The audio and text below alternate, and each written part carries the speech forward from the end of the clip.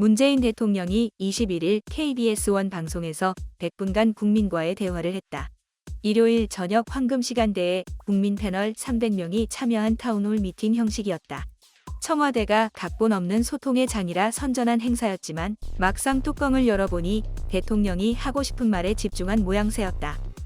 국민이 고통받는 핵심 현안에 대해 구체적으로 답변하는 대신 지난 임기 4년 반 치적 홍보에 치중한 양상이 뚜렷했다. 청와대가 지역 세대를 망라해 엄선했다는 참석자들부터 임기 중 잘한 일과 아쉬운 일이 뭐냐 같은 현안과 빗나간 질문을 하기 일쑤였다.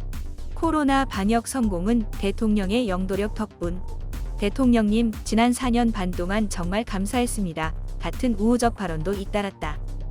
문 대통령의 발언과 답변 역시 대통령 스스로 언급했듯 자화자찬이란 비판을 듣기에 충분했다.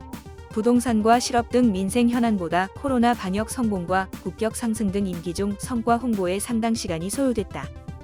대통령은 코로나 확진자가 하루 3천여 명 발생하는 상황에서 우리 백신 접종률은 세계 최고 수준이라며 K방역을 비롯해 경제, 민주주의, 외교 등 거의 모든 분야에서 나라 위상이 세계 톱10으로 높아진 게 가장 큰 성과였다고 강조했다.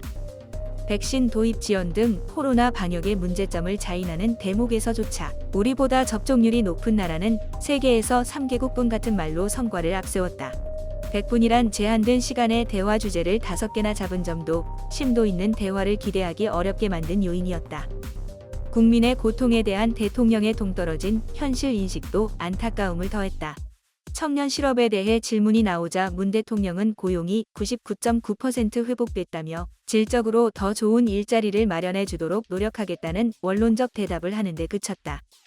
부동산 폭등에 대해서도 이제는 부동산이 안정세로 접어들었고 다음 정부까지 어려움이 넘어가지 않도록 해결의 실마리를 찾겠다고 대답했다. 부동산 폭등에 낙담하고 내 집 마련의 꿈을 포기한 사람들이 듣기엔 아니한 대답이 아닐 수 없다. 이번 행사는 대선을 불과 109일 앞두고 열렸다. 청와대는 대통령이 선거 관련 발언은 절대 하지 않을 것이라고 강조했다. 하지만 문 대통령은 행사의 대부분을 국정 실패에 대한 자성 대신 업적 홍보에 집중했으니 관권 선거 논란이 불거질 우려도 크다. 문 대통령은 행사 말미에 세계 톱10 국가 국민의 자부심을 가지라고 강조했는데 자부심은 통치권자가 강요한다고 얻어지는 게 아니다. 국민이 대통령에게 궁금한 사안을 언제든 자유롭게 물을 수 있고 대통령은 투명하게 답변하는 게 당연시되는 나라라면 국민의 자부심은 절로 생기게 마련이다.